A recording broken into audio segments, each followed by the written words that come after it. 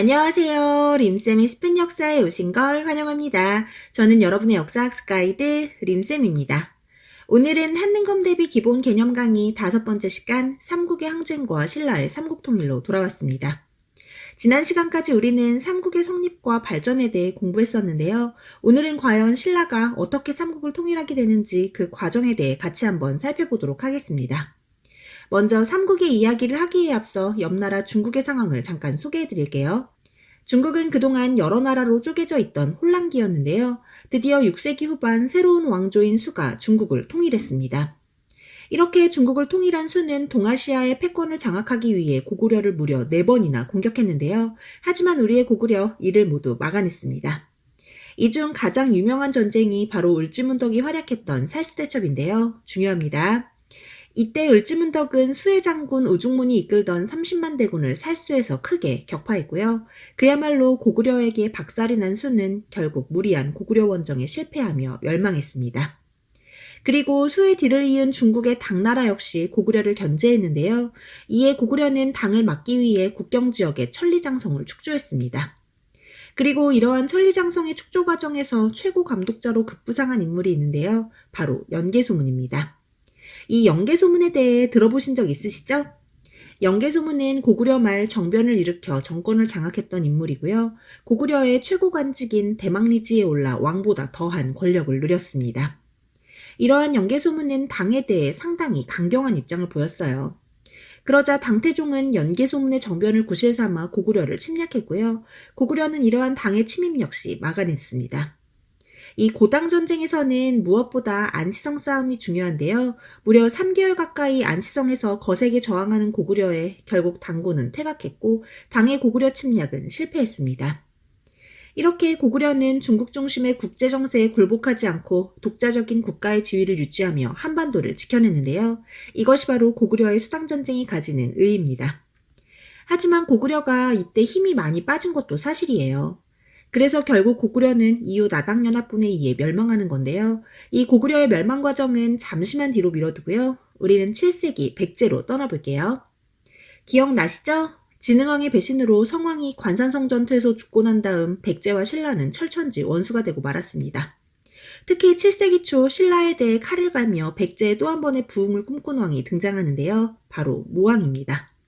여러분이 무왕이 바로 서동유의 주인공 서동입니다. 서동과 선화공주의 러브스토리 다들 아시나요? 그 서동이 바로 무왕인데요. 근데 사실 이 서동설화가 신빙성이 좀 떨어져요.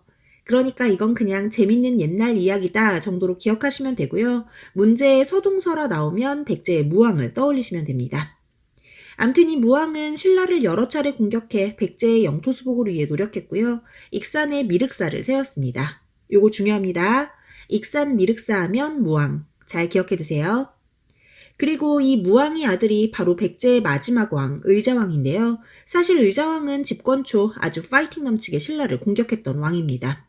하지만 결국 백제는 의자왕을 끝으로 무너지고 마는데요. 과연 백제는 어떻게 멸망하는지 지금부터 백제와 고구려의 멸망과 신라의 삼국통일 과정을 자세히 살펴볼게요. 우리가 이 백제와 고구려의 멸망 과정을 이해하기 위해 기억해야 할 중요한 연도가 있습니다. 바로 642년인데요. 이 연도를 외우실 필요는 없고요. 7세기 중반 정도로만 기억하셔도 됩니다. 다만 이 642년에 중요한 사건이 많이 있었기 때문에 그 사건들의 사실관계를 잘 파악하고 계셔야 됩니다. 642년, 먼저 고구려의 연개소문이 정변을 일으켰던 해가 바로 이때입니다. 그래서 고구려는 연개소문이 정권을 장악하고 있고요. 백제는 의자왕 때인데요. 앞서 말씀드린 것처럼 이때 백제는 신라에 대한 맹공을 퍼붓고 있었습니다. 그리고 신라는 선덕여왕 때였는데요. 백제의 끊임없는 공격에 굉장히 힘든 시기를 보내고 있었습니다. 이때 의자왕이 이끄는 백제의 군대에 신라의 성 40여 개가 속수무책으로 무너졌어요. 특히 이 대하성 전투가 중요한데요. 대하성은 백제와 신라를 잇는 거점에 있는 중요한 성이거든요. 근데 이 성이 백제에 의해 함락됐고요. 성주도 죽임을 당했습니다. 이때 죽은 대하성의 성주가 바로 김춘추의 사위입니다. 이때 김춘추는요, 사위와 딸을 동시에 잃어요. 그러니 백제가 얼마나 미웠겠어요. 복수는 복수를 낳는 거죠. 자국의 위기일 뿐 아니라 개인의 복수를 위해서라도 김춘추에게 백제는 반드시 이겨야 하는 대상이었지만 당시 신라는 힘이 없었습니다. 그래서 김춘추는 고구려의 도움을 요청하는데요. 이에 연개소문은 도와줄 테니 대신 한강 땅을 내놓으라고 요구합니다. 신라 입장에서는 절대로 받아들일 수 없는 제안이었어요. 연개소문도 아마 알고 있었을 겁니다. 돌려서 거절한 거죠. 결국 김춘추는 648년 당으로 넘어가 당의 도움을 요청했는데요. 당에서는 골칫덩이 고구려를 다시 칠 수 있는 기회였어요. 이 당태종이요, 안시성 싸움에서 지고 굉장히 열받아 있는 상황이었거든요. 근데 김춘추가 딱 찾아온 거죠. 오케이, 협상이 성립되고 나당연합이 결성됐습니다. 그리고 그 이후 나당연합군에 의해 백제와 고구려가 차례로 멸망했는데요. 먼저 백제의 멸망입니다.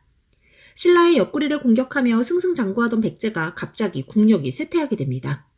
의자왕의 사치와 향락 때문이라고 하는데요. 글쎄요, 정확한 근거는 없어요. 사실 역사란 승자의 기록이니까요. 삼국을 통일한 신라 입장에서는 백제는 멸망할 수밖에 없는 나라였다라는 명분이 필요했겠죠. 암튼 국력이 쇠약해진 틈을 타서 나당연합군의 공격이 시작됐고요. 당의 소정방이 이끄는 13만 대군과 신라의 김유신이 이끄는 5만 대군의 백제는 무너지고 맙니다. 이때 마지막 전투가 바로 개백의 황산벌 전투였죠. 의자왕은 개백에게 5천 결사대를 주고 신라를 막으라고 했지만 아무리 개백이라고 5천이 5만을 이길 수는 없겠죠.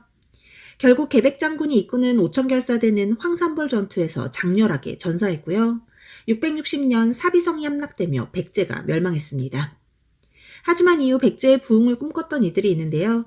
이러한 백제의 부흥운동을 주도한 인물은 복신과 도침입니다. 이들은 왕자인 부여풍을 왕으로 추대해 백제의 부흥을 꿈꿨고요. 임존성에서는 흑치상지가 백제 부흥운동을 이끌었습니다. 하지만 이러한 백제 부흥운동은 결국 백강전투를 끝으로 실패했습니다.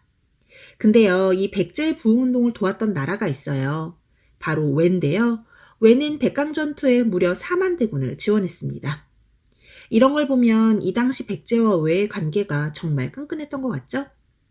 이 백제의 부흥운동을 이끌었던 사람, 복신과 도침, 흑치상지는요, 복도흑이라고 외우면 좋겠네요. 복도에 흑이 떨어졌네? 복도흑.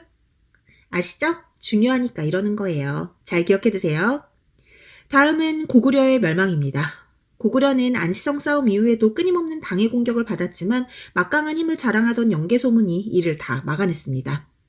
하지만 연개소문이 죽고 난 뒤 치열한 권력 다툼이 일어났고 이에 고구려는 정치적 혼란에 빠지게 됩니다.